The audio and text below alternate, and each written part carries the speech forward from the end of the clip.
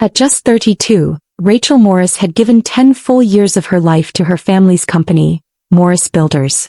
She worked 80-hour weeks, turned down vacations and lost relationships because she believed in the future her father promised her.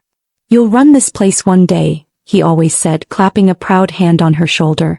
So when she found the ownership transfer papers by accident on a quiet Friday afternoon, her entire world tilted. 75% of the company had been given to her older sister, Megan, who barely worked part-time. Staring at the documents in shock, Rachel's hands began to shake. Her name wasn't on a single page. "Where are you watching from today? Kindly hit like, comment and subscribe to this channel for more." That same evening, her father, George Morris, called in a panic. "Rachel, we've got a problem. The Anderson contract is falling apart. Can you meet with them on Monday?" he asked, completely unaware of what she now knew. Rachel held the phone to her ear, silent for a moment. Then with a steady voice she replied, "Let Megan handle it." The silence that followed was thick. "What?" George finally asked, clearly confused. "She owns the company now. Seems fair." Then Rachel hung up without another word. She stared at the ceiling, trying to breathe. Her entire life had been built around a lie. Rachel had always been the dependable daughter. As a child, she played under her dad's desk while he spoke to clients. By age 8, she could identify the difference between a foundation drawing and a floor plan. Her summers were spent filing papers at the reception desk. "She's got the Morris mind," her father would boast to clients. "Rachel's the future of this company." Those words shaped every decision she made. College, business management, minor in construction admin. She turned down multiple job offers after graduating top of her class and walked straight into Morris Builders the Monday after graduation. For 10 years she built Morris Builders with her bare hands. She was the first to arrive and the last to leave. Her apartment was just a place to shower. Most nights she fell asleep on the office couch. She knew every client's favorite coffee order, the names of their kids, and the years of their wedding anniversaries. Rachel updated the old systems, introduced project management tools, and helped the company double its revenue. Still, her title remained operations manager, while her father held on to CEO. She didn't complain. She believed her moment would come.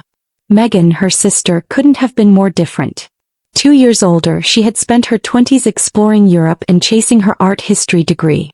"The free spirit," their mother Ellen often said with a warm smile. Megan returned home after a messy breakup with a French gallery owner, and suddenly wanted to help with the business. Their father created a position for her, creative director. She worked 25 hours a week, took long lunches and left by 4 every day. At first Rachel didn't mind. "It's good to have her back," she told her best friend. Megan had fresh ideas for branding and the company's new website. Even helped, for a while. Family dinners returned as a Sunday tradition. Rachel would show up exhausted, still wearing her work shoes, while Megan filled the room with stories and laughter. Their mom Ellen loved it. "My 2 girls, both in the family business," she beamed every week. But Rachel noticed subtle shifts. Her father, once eager to hear her weekly updates, now leaned in more when Megan spoke. Whenever Rachel brought up growth strategies or staffing challenges, the mood would change. "Let's not talk business tonight," her mom would say, refilling her wine glass. Rachel brushed it off, until the signs became impossible to ignore. The secrecy began to feel too thick to ignore. Private meetings between her dad and Megan. Whispered conversations that stopped when Rachel entered the room. So she trusted them. Her family. Her future. That all changed on a quiet Friday. She had been looking for a client contract when she found the folder, Morris Builders Ownership Transfer. Her fingers trembled as she pulled it out. The date read March 15th. Just 6 months ago. She flipped through page after page, her stomach churning. 75% to Megan Morris. Remaining 25% to George and Ellen Morris. Rachel's name wasn't listed once. Rachel could barely stand. The walls of the office felt like they were closing in. Just then Eleanor, the office manager who had worked there for decades, walked by. "Rachel," she said gently. One look at the folder and Eleanor's face fell. Rachel asked, "Did you know?" Her voice cracked. Eleanor looked down at her shoes.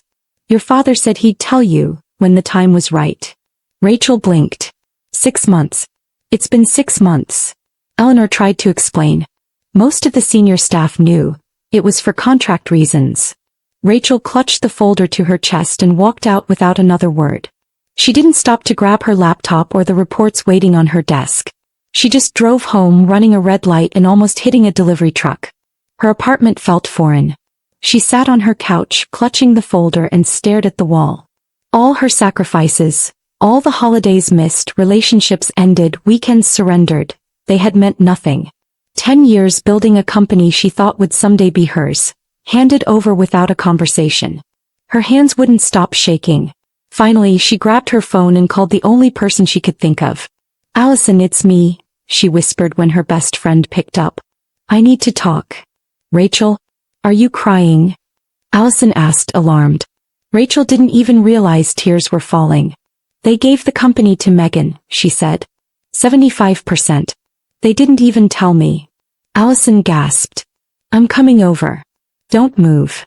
30 minutes later, Allison arrived, wrapping her arms around Rachel without asking questions. Rachel broke. 10 years ally, she sobbed. "I gave everything." "I know," Allison whispered, holding her tightly. "You don't deserve this. You gave them everything." Rachel didn't sleep that night, but by morning she had made a decision. Saturday morning, Rachel and Allison sat at the kitchen table, the folder spread between them like a crime scene. "You're not going back," Allison said firmly. "You can't." Rachel nodded slowly. "If Megan owns it, she can run it." "Exactly," Allison replied. "Let them see what happens when you stop doing the work of 5 people." Rachel thought about it. Could she really just stop? The idea felt terrifying and liberating at the same time. "What are you going to do?" Allison asked. Rachel stared out the window. "I'm going to Sunday dinner. But this time, I'm not pretending everything's fine." Sunday arrived with a tight knot in Rachel's stomach. Her parents' house looked the same. Tidy lawn, flower boxes under the windows, soft jazz playing from inside. But everything felt different now. Her mother opened the door with a cheerful, "You're just in time, honey." Rachel gave a hollow smile and stepped inside. Megan was setting the table, chatting about a new logo design. Her dad sat in his usual recliner reading over some project notes. "Dinner's almost ready," her mom called from the kitchen. "Megan's been helping all day." Rachel looked around the room. It was as if nothing had happened. "Hey, Rach."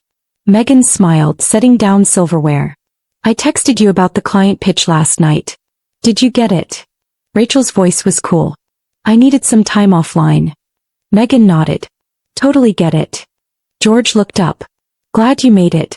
Big things happening with the Westridge project." Rachel said nothing. She sat down at the table and waited. Waited to see if they'd bring it up. They didn't. Over roast chicken and potatoes they talked business, neighbors and community fundraisers. Rachel pushed food around her plate. No one asked why she looked like she hadn't slept in 2 days. After dessert, Rachel placed her fork down and cleared her throat. "I need to talk to all of you." Her mom froze, a plate halfway off the table. Megan's smile slipped. Her dad set his napkin down slowly. "What's going on?" he asked. Rachel pulled the folder from her bag and set it gently on the table. "I found this on Friday." Silence. Her dad's face tightened. Her mother's eyes widened. Megan suddenly found her fingernail very interesting. "Where did you get that?" her father asked. "Does it matter?" Rachel replied. "Were you ever going to tell me? Or was I just supposed to work myself to death without knowing?" Her mother reached for her hand. "Sweetheart, we were going to tell you. We just couldn't find the right moment." Rachel pulled her hand back. "The right moment was before you gave the company away." George shifted into business mode. "It was a strategic decision. Megan brings fresh ideas, she sees things you and I don't." Rachel's voice rose. "And I don't bring value? 10 years of managing every project, doubling revenue, sacrificing my entire personal life. That's not worth a conversation." "You're too much like me," George said. "Too focused on structure. The business needs creativity now." Rachel slammed her hand on the table, making the silverware rattle. "Then why didn't you teach me that? Why not talk to me instead of handing everything to someone who doesn't even work full-time?" "You've always been practical," Ellen said gently. "We thought you'd understand." Rachel's voice cracked. "Understand what?" "That the company I built was stolen from me behind my back." Megan finally spoke up, voice trembling. Becca, don't, Rachel cut her off. Don't act like you didn't know what this meant. That's not fair, George said sharply. Megan has been instrumental to our growth lately. Oh really? Rachel laughed bitterly. You mean her plans for the residential market? The same ones I pitched 3 years ago that you called too risky? George's mouth opened but no words came. Let me get this straight, Rachel continued, voice shaking. You rejected my ideas, gave them to Megan, handed her 75% of the company, and expected me to keep working like nothing changed? Rachel, you still have a job, her father said. A good one with growth potential. Growth potential? She echoed. I've been running the company while you shook hands with golf buddies. Grow into what exactly? We need your experience, Ellen said. You and Megan make such a great team. We're not a team, Rachel snapped. I'm the mule. She's the owner. He turned to Megan. How many hours did you work this week? 25. I pulled 3 all-nighters to finish the Anderson bid. Megan lowered her eyes. I know you work harder than me, she whispered. I've always admired that. Rachel's eyes filled with tears she refused to let fall. Admired it so much you took everything I'd built? That's enough, George barked. This isn't how family talks to each other. Rachel stood up. You're right. This isn't a family. It's a business where one daughter gets the glory and the other gets the workload. George rose to meet her glare. What do you want? He asked. Rachel picked up her bag calmly. Nothing. If Megan owns the company, she can run it. I quit. You can't just quit, he said, stepping forward. The Anderson project starts Monday. The Maxwell bid is due Friday. Rachel didn't blink. Let Megan handle it. Rachel, please, Ellen cried. We're family. Family doesn't treat each other like this, Rachel replied. You made your choice. Now I'm making mine. As Rachel walked toward the door, her father shouted after her. You'll regret this. She didn't look back. You already regret it, she said and walked out. The moment she got in her car, her hands started to shake. She fumbled with her keys, barely managing to start the engine. Tears spilled over as she drove away, this time not from heartbreak, but from finally standing up for herself. That night she didn't answer any calls. Not from her parents. Not from Megan. She sat on her couch with a glass of wine, staring at the dark ceiling and whispered to herself, I choose me. Monday morning, Rachel's alarm went off at 5:30 a.m., as it had for the past 10 years. Her hand moved on instinct, reaching for her phone before the weight of everything came crashing back. She lay in bed staring at the ceiling. There was no Anderson meeting. No email check. No company to run. Just silence. After a while she got up, made coffee out of habit but left it untouched on the counter. She stared into her closet full of business suits, then shut the door again. Instead she pulled on sweatpants and a college hoodie, unsure of what came next. By 7 a.m., Rachel had checked her phone 20 times. No texts from her father. No urgent messages from the office. Just silence. She hated how disappointed she felt. Part of her expected chaos. She half expected them to beg her to come back. By 8:30 she picked up the phone and dialed someone she hadn't spoken to in months. William Carter, her mentor from college, now the head of a fast-growing engineering firm. Rachel, he said, pleasantly surprised. Did your dad finally push you too far? Rachel laughed weakly. That's one way to put it. For the next hour Rachel told him everything. How she found the documents, how she walked out, how Megan owned the company now. William listened quietly, only interrupting to let out the occasional shocked breath. That's betrayal, he said at the end. And I'm not saying that lightly. Rachel nodded slowly. I keep asking myself, was I stupid for trusting them? No, William replied firmly. You were loyal. But now you need to be loyal to yourself. His words hit something deep. So what do I do now? She asked. You start by documenting everything you ever built for them. Rachel spent the rest of the morning making lists. Projects she managed. Clients she brought in. Systems she designed. She didn't steal any company property or proprietary files. Just logged her own work, her achievements, her metrics. Then she wrote down what she never documented. Client birthdays, personal shortcuts, process improvements she'd never shared. That afternoon she called her lawyer friend Sarah Lou and asked her to review her employment contract. Take your full vacation time, Sarah advised. You've earned it. Let them squirm. By evening, Rachel was drafting her official resignation letter. Short, professional, bold. In the resignation email, she invoked her right to take her 6 weeks of unused vacation immediately. She'd never taken more than a long weekend in a decade. It felt strange typing the words. Effective today, I will begin my accumulated leave as outlined in my contract. Then she set up her autoresponder. I am out of the office.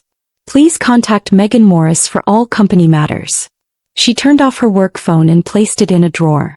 As the quiet settled around her, Rachel realized, for the first time in 10 years she wasn't tethered to her inbox. That night she returned to the office, late when no one would be there. 9 p.m. felt safe. She used her keycard and moved through the dark, silent building like a ghost.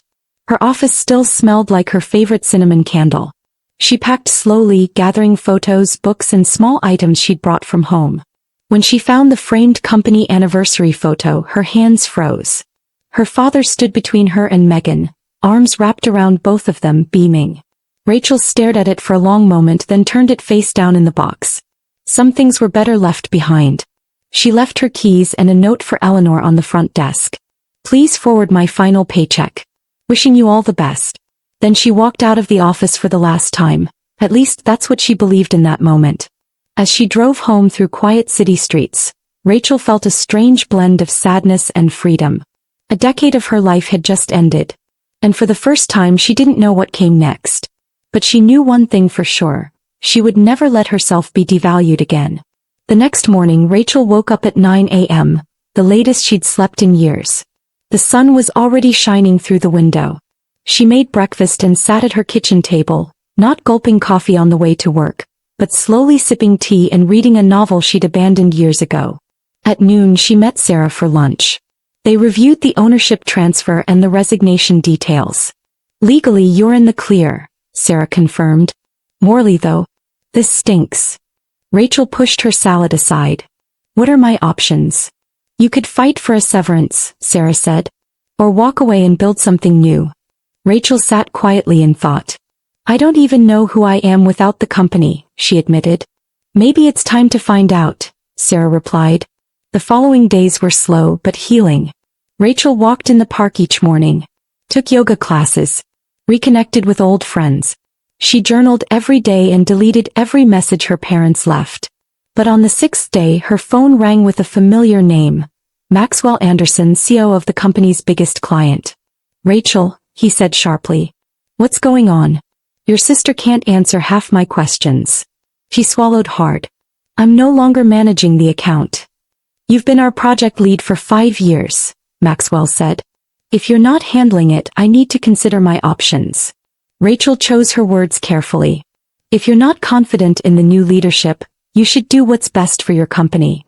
After a pause, Maxwell replied, if you end up somewhere else, call me. I follow people, not brands. When the call ended, Rachel stared at the screen. That was the first time she truly believed she had value beyond Morris Builders. And for the first time in weeks she smiled. 1 week after Rachel walked out, her father finally called again. This time she picked up. Rachel, George said, skipping any greeting. Anderson is threatening to cancel the contract. $12 million. He says Megan doesn't know what she's doing. Rachel said nothing. You need to come in tomorrow and fix this, he added. Her voice was calm. Let Megan handle it. She owns the company, right? George's frustration crackled through the phone.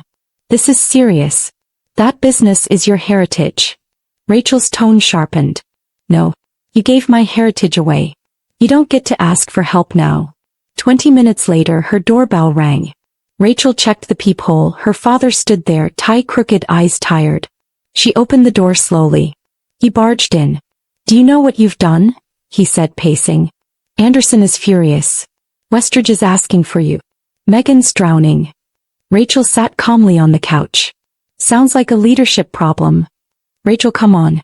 You're enjoying this. No, she said. I'm processing it. For the first time, I'm not fixing problems I didn't cause. Her father sighed and sat across from her. I came with a proposal. I'm listening, Rachel said.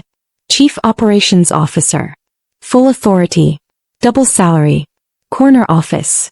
Rachel almost laughed. You're offering me the same job I already did, just with a title and more money. But I'd still be working under Megan. Her father looked defensive. She's the CEO. Rachel didn't flinch.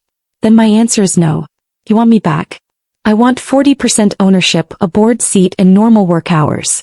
No more 80-hour weeks. George's jaw tightened. That's outrageous. Westfield made me an offer, she replied smoothly. Operations director. Profit sharing. 4 weeks vacation. And Anderson already said he'd follow me. Her father went pale. You'd join Westfield? Our biggest competitor. Rachel stood. You pushed me out, Dad. I'm not sabotaging anything. I'm surviving. He sighed, defeated. I need to talk to your mother and Megan. You have 2 days, she said. I expect an answer by Wednesday. That night, Rachel slept peacefully for the first time in weeks. The next morning she met with Garrett Westfield. He offered her everything she asked for and more. You're industry gold, he told her. If your family can't see that, I'm happy to. Rachel asked for time to decide. On Wednesday at noon her father called. We'd like to meet tomorrow to discuss your proposal, he said. Neutral location. Riverfront restaurant. Noon. When she arrived, her entire family sat waiting. George, Ellen, Megan, and their lawyer, Mr. Peterson. Rachel didn't smile. She sat down back straight. Before we begin, Megan said nervously, I need to apologize. Rachel raised an eyebrow. I didn't know Dad had promised you the company, Megan continued. I thought you didn't want ownership. That you were too valuable in operations. I've been completely overwhelmed. You made this look so easy. George cleared his throat. We made a mistake, he said finally. A big one. Rachel said nothing. Mr. Peterson laid out a revised proposal. Megan would give up 35% of her ownership, making her a 40% stakeholder. Rachel would receive that 35%, while her parents retained their 25%. Equal voting rights. Shared leadership. Rachel would take on the title of Chief Operations Officer. Megan would remain as creative director and handle client relations. All executives would be capped at 45 hours per week with mandatory vacations. The old work until you drop culture was officially dead. Later, on the restaurant patio, Megan pulled Rachel aside. I'm not built for CEO, she admitted. I like creative. I like people. But the numbers? The planning? That's not me. I'm sorry I let Dad pull me into something I wasn't ready for. Rachel studied her sister. I never knew you felt like the black sheep. That's because you were always the one with your life together. Rachel gave a small smile. Maybe we both had blind spots. Can we really work together? Megan asked. Only if we're honest with each other, Rachel said. And for once she meant it. A month later, Rachel returned to Morris Builders, not as a manager but as a co-owner. Her new office had windows, a meeting space, and a lock on the door. She no longer slept on the office couch. She took her first real vacation, a 10-day beach trip where she read novels and swam in silence. The company thrived under the new structure. Megan brought in fresh clients with her charm and marketing flair. Rachel ran operations with unmatched precision. Their father stepped into an advisory role, quieter and humbled. As Rachel shut her laptop at exactly 6 p.m. one evening, she smiled. For the first time in a decade, she wasn't just building a company. She was building a life, her own.